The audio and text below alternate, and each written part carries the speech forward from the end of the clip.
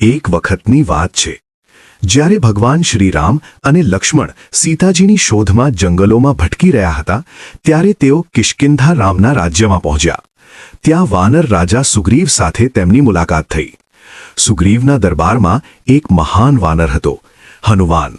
હનુમાનજી ખૂબ બુદ્ધિશાળી, શક્તિશાળી અને ભગવાન રામના ભક્ત હતા. જ્યારે હનુમાનજી પહેલીવાર રામાને મળ્યા ત્યારે તેમને લાગ્યું કે આ કોઈ સામાન્ય મનુષ્ય નથી. તેમના હૃદયમાં અચાનક ભક્તિ જાગી ગઈ. થોડી જ વારમાં ખબર પડી કે સીતાને લંકાના રાજા રાવણે અપહરણ કરી લીધું છે.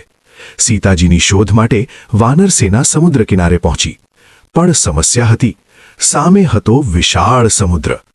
ત્યારે હનુમાનજીને તેમની શક્તિ યાદ અપાવવામાં આવી. જ્યારે તેમને પોતાની શક્તિનો અહેસાસ થયો ત્યારે હનુમાનજી વિશાળ રૂપ ધારણ કરી આકાશમાં ઉડી ગયા.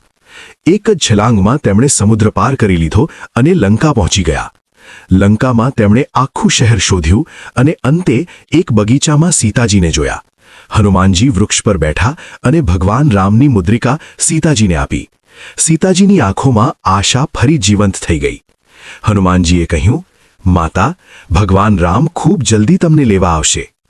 પછી હનુમાનજીએ લંકામાં પોતાના પરાક્રમ બતાવ્યા. રાવણની સેના સામે લડી અને આખી લંકાને આગ લગાવી દીધી. આ સમાચાર સાંભળીને ભગવાન રામ ખુશ થયા અને કહ્યું, હનુમાન, તું ફક્ત વાનર નથી, તું તો મારી ભક્તિ અને શક્તિનું જીવંત સ્વરૂપ છે.